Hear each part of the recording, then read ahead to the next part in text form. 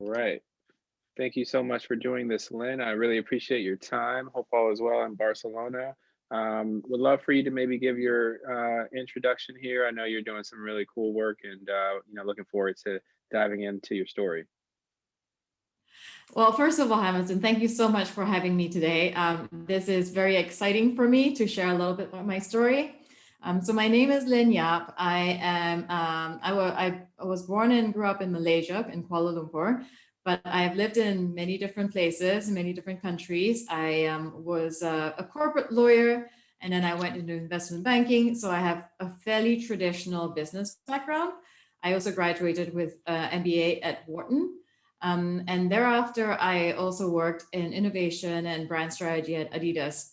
And more recently, I've tried more entrepreneurial ventures, trying to develop my own social impact business. And with this year, with everyone being in isolation and more or less working from home, I took the opportunity to write this book, The Altruistic Capitalist. Yeah, no, that's amazing. So we'll take it from maybe we pick up from Wharton. What were some of the things that you were into while you were studying there? Did you think you were going to be a lawyer forever? Did you have an entrepreneurial thought at any point? What was like the atmosphere in the class? Few things there to unpack, but what was like your kind of mindset, I guess, at that time? Sure, of course. So I was a corporate lawyer way before Wharton, and then I actually switched into investment banking. When I was a lawyer, I saw, I was very much involved in a lot of transactions, and I was very curious about in the investment banking side, actually structuring the transactions. So I actually switched into investment banking before business school. And then at business school, I really wanted to basically broaden my aspects and to also get a more formal business education, if you like. I had learned finance and accounting, and the structuring transactions on the job in investment banking, but went back to school, I guess, to get a more formal education. But I got so much more when I was at Wharton. I really gained a really great network, group of friends, and learned so much from the different experiences.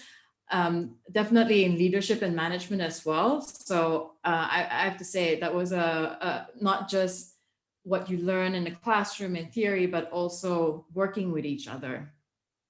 Yeah, no, that's perfect. And so transitioning from kind of investment banking to business school, what was was the class going to get jobs after Wharton? Were they going back into investment banking or going back to consulting or going back to maybe they're switching into corporate, working at like an operating company? Or were there classmates that were like, "Hey, I'm starting something," like, maybe talk about, like, the split, if you will. Yeah, of course. So I started at Wharton at a time that was fairly difficult, was at the last crisis in 2008. Got it. And so at that point, the world was looking very uncertain as well. People from the year before had their offers retracted, and we were actually quite unsure. The number of offers in my year for investment banking and consulting fell from previous years. And we saw a few people who actually started their own businesses, such as Warby Parker and Allbirds. Both are actually my classmates from the same year. Um, yeah, so the split I want to say is probably 30% banking, 30% consulting, and possibly I don't have the statistics really in terms of entrepreneurial ventures after school. While I was at Wharton, I was actually looking into doing some VC work, and I did spend the summer in between my first and second year, doing VC work. In the end, though, I was in biotech ventures, and at the end of the summer, I wasn't so in love with the role. I thought it would be one thing, and then having spent the summer, it turned out to be something else. And so at that time, when I went back into my second year, there was the opportunity then to go into tech banking. At that point in time, the market was starting to pick up again. And so I went into into equity capital markets and work on IPOs such as Facebook. Awesome. Yeah, so right around that time. Oh wow. So that's such a small world or coincidence that, you would be a classmate of kind of like the Warby Harry's team and all that, and then, working in banking at the time of like Facebook IPO, and like that's great. So you were in tech banking. What's something you took away from working on an IPO? What are like, I mean, one, two, three bullet points that summarize the experience, and maybe like something that was like a aha moment for you, maybe? Well, my investment banking experience, I have to say, gave me a lot of understanding of as to how to operate a company. And I wanted to say this also influenced my thinking up to right now, that you need to think about it strategically and in the long term. Another thing that came out of it was team is very important, the people that you work with, because so much can go wrong if you, for instance, don't have diversity in your team and you're all thinking from the same perspectives. You might not have the right skill sets or enough diversity in order to solve problems. So I want to say those are a few things that are top of my mind, that come to mind at the moment in terms of my time working on those IPOs. Yeah, that's great. And so where did you go next? What was the next step in your journey? I actually went into Estee Lauder e-commerce. And there I was very much looking at what were some of the innovations and the projects that could really engage the consumer for luxury makeup and beauty. Yeah, that's where I went afterwards. And what was something that was like, what was part of the experience? What type of research or work did you like do while you were there? A lot of it was really making it like how could we engage the consumer with how to make maximum impact with the consumer without having to invest too much. So also learning to be more agile, which I think I have brought with me afterwards in terms of innovation. Do little tests, make sure that it works before you invest a lot of money going forward. And so I was doing a lot of like analyzing the different projects, understanding what the returns are on the different innovations, to see what will work best, what resonated best with the consumer for the different brands online. Yep. And so after that, what was like what made you end up leaving there, I guess? Sorry, say that again, please. What made you end up leaving there? What made you decide you were going on to the next step? So I have always been someone that's quite curious and driven by challenges. So I got to a point in time where, to be honest, I was a little tired of New York. I'd been in New York for years and years, and it was time for my next adventure. And so that then saw me moving to Adidas to work on innovation and brand partnerships. That role was very super interesting. I got to work with organizations such as Carbon, that's based out in California, as well as Parley for the Oceans, based out in New York. And what it is how could we build, what type of relationships and partnerships that the brand can build, again, to drive more impact and drive more engagement with the consumer. And so, especially when in the world that we live today, a lot of what we are concerned with is the environment and as well as sustainability, right? And so what we were looking at is how could we structure those relationships and what are the partnerships that make the most impact for the consumer? What's like the culture like at Adidas? Is it fast paced? Can you just go off and do any project that you want and just come back and report? Or like, how's the structure, I guess? The structure when I was at Adidas and the culture, I would say it's very collegiate. Everyone's fairly collaborative. Secondly, it's very entrepreneurial culture. So people do, to a certain extent, go off and do their own projects. And so we would have different ideas that come about, and we will get together and then hash it out. So there was very open conversation, fairly open discussions, and people were and the culture there was very innovative. I really enjoyed the time there because I learned so much.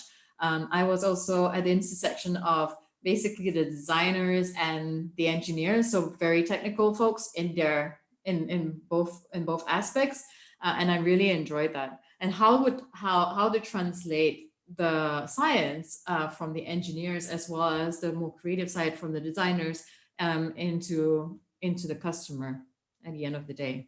And how did you become an entrepreneur?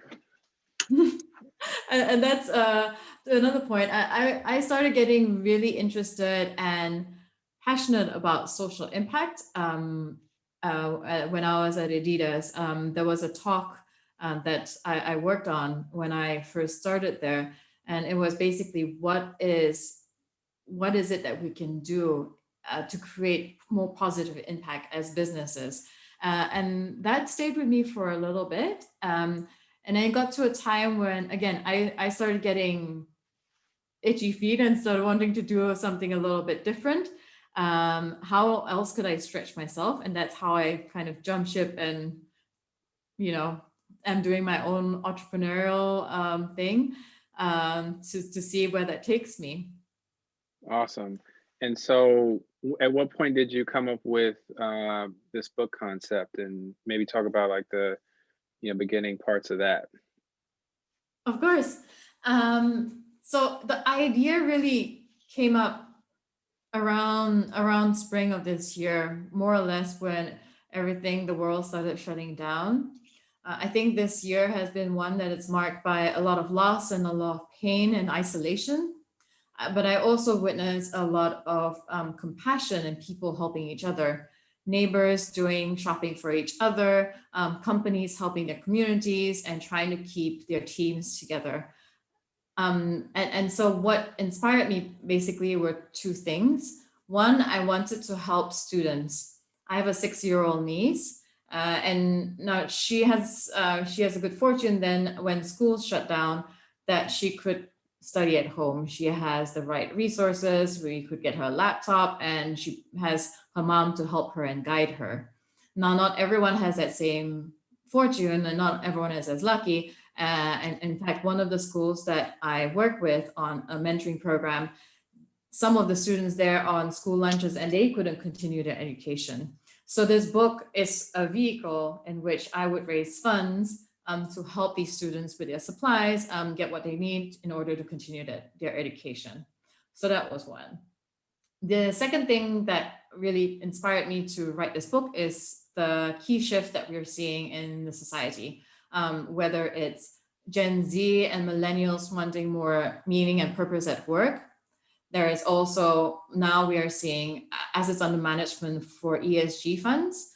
That's reached $1 trillion now. It's really grown exponentially over the last 5 years.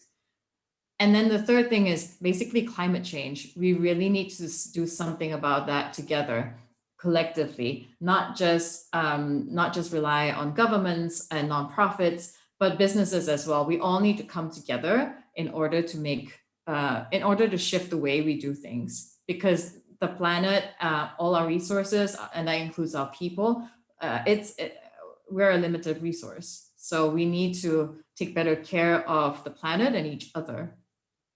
And what's your process like for writing a book? I know it's, it sounds like I haven't written a book, so it sounds like a lot of thinking, a lot of, maybe there's research, maybe there's interviews.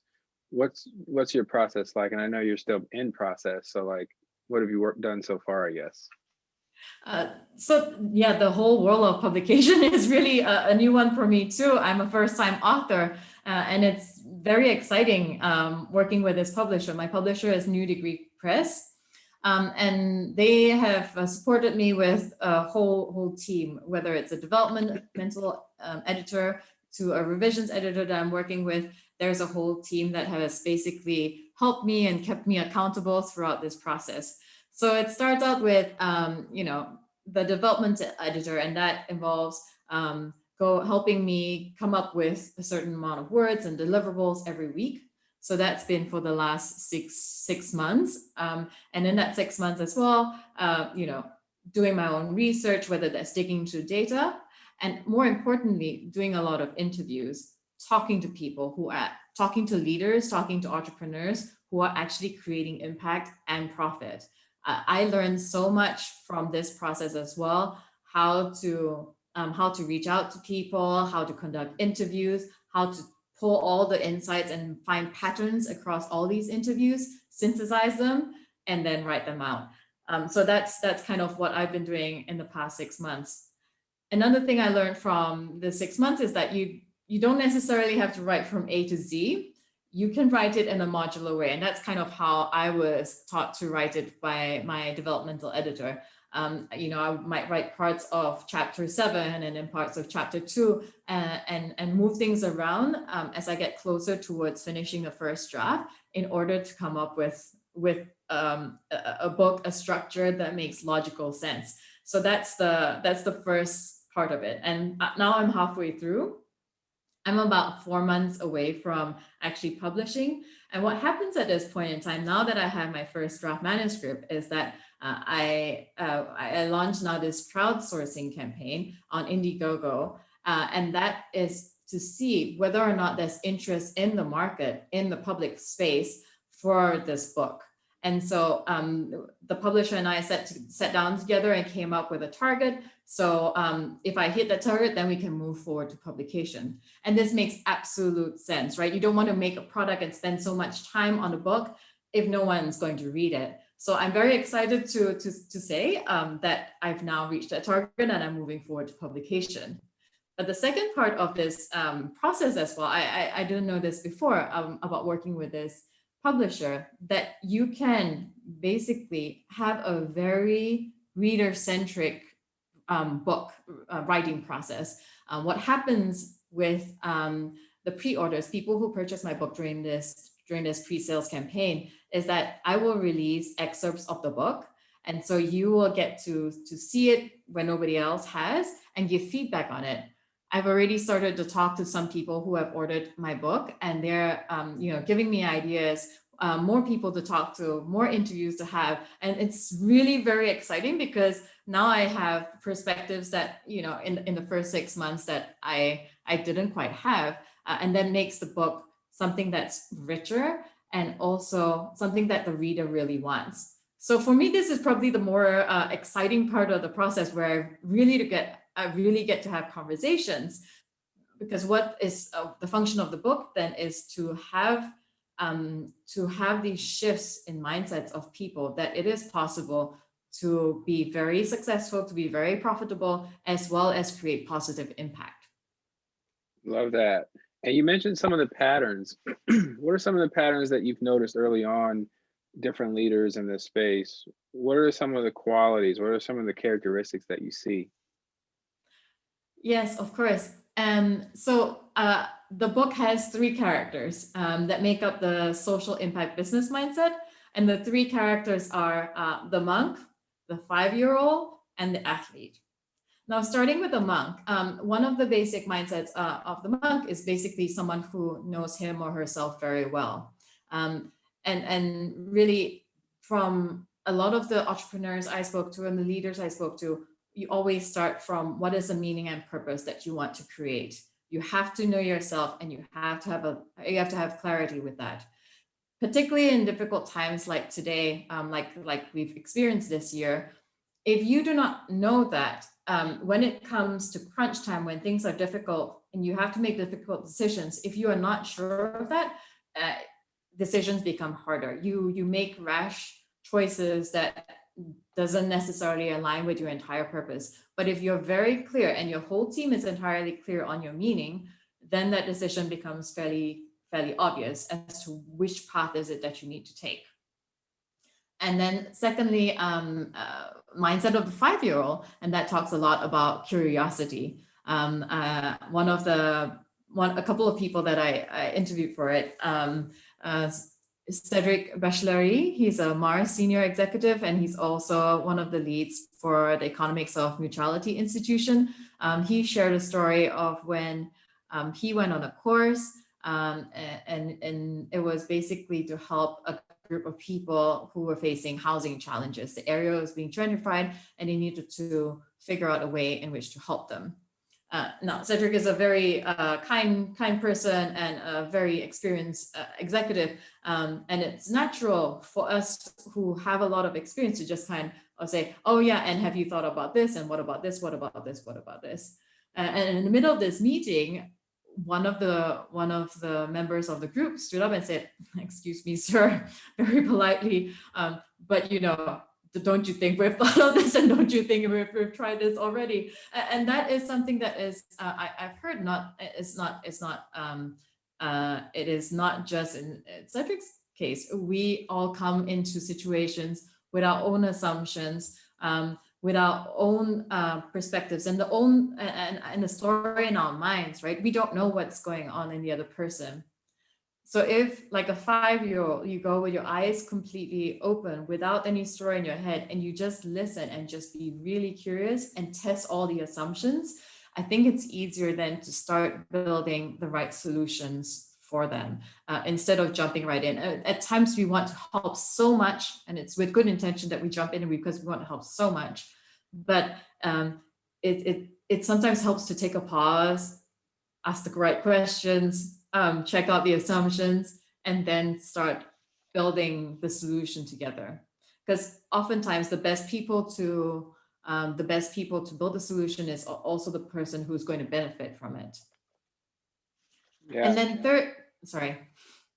No, that makes sense. That's great. No, keep going. So the last one's going to be the athlete. The athlete, yes, the mindset of the athlete. I think that has to do a lot with having courage and grit. If you know yourself, sometimes then what you need is to have a lot of courage and grit to make it. You need to have your goals, but you also need to have the team behind you to help you keep accountable to the goals and have the courage to continue with the pace. I'm going to take a personal example of myself. This year with gyms closing and not being able to do sports the way I prefer, I started running. And running is, well, you have to remember to stretch, you have to remember to be kind to yourself, you have to remember to rest. Not all the time will you be able to, let's say, run the 5 miles or run the 10 miles that you want to. You have to be able to pace yourself. And a little bit like that, when building a company, you also need to think about, all right, what are the times when I need to take a step back? Who can I bring into my team in order to help make this objective, the purpose that you identify in the first place, successful? Yeah, that's perfect.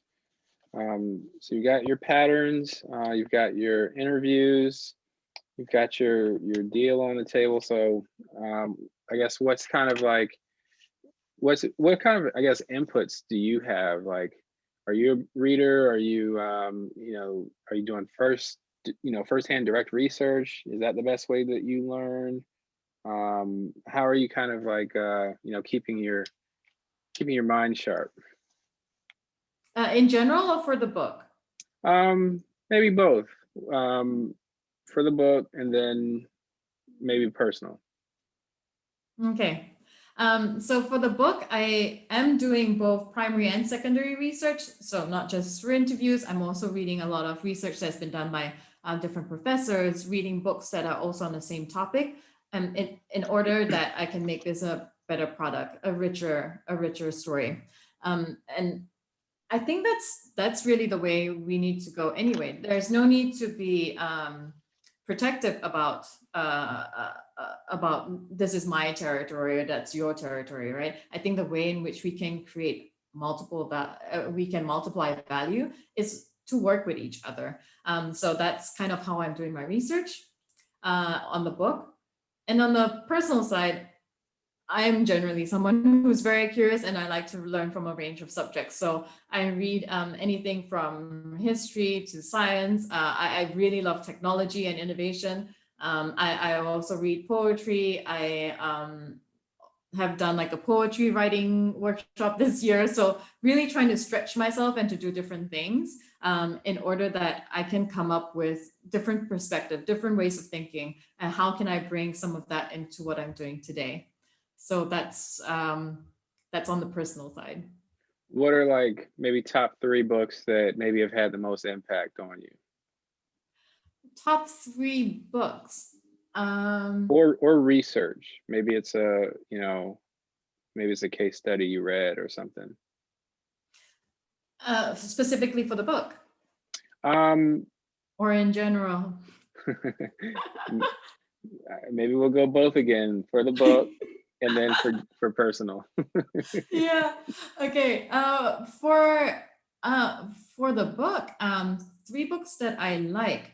One I would say is Grow the Pie by Alex Edmonds. I think he talks about a win-win mindset, and I really believe in that. This is going to what I said about multiplying the value that we can bring to our community and to the environment if we work together, right? It's not like someone's going to win, someone's going to lose. How is it that we can really grow the pie together? The other one is Conscious Capitalism. That's by John Mackay, who is the Whole Foods founder. I also really like that. He has a good framework as to how can you build relationships with the different stakeholders that are involved with the business. And the third one, I have to say I quite like Angela Duckworth's book as well. This goes back into the mindset of the athlete, grit. Yeah. And really having passion and the perseverance in order to accomplish your dreams. That's what I've seen a lot with the entrepreneurs and the leaders I interviewed as well. You have to have these qualities in order that you can create this impact, right? You're playing the long game. It is not like you're going to cure inequality in 5 years. You can't just think, all right, what is it? What am I going to deliver at the end of this quarter or end of this year or end of this 5 years? It's basically something that's more longer term, and you have to build the right systems for that. Perfect. Well, this has been a real treat, Lynn. I really appreciate you for coming on the show and sharing your pearls of wisdom. Where can listeners support the altruistic capitalist? Can you maybe provide a place where they can find you, and we'll sign off from there. Cool. Thank you so much for that.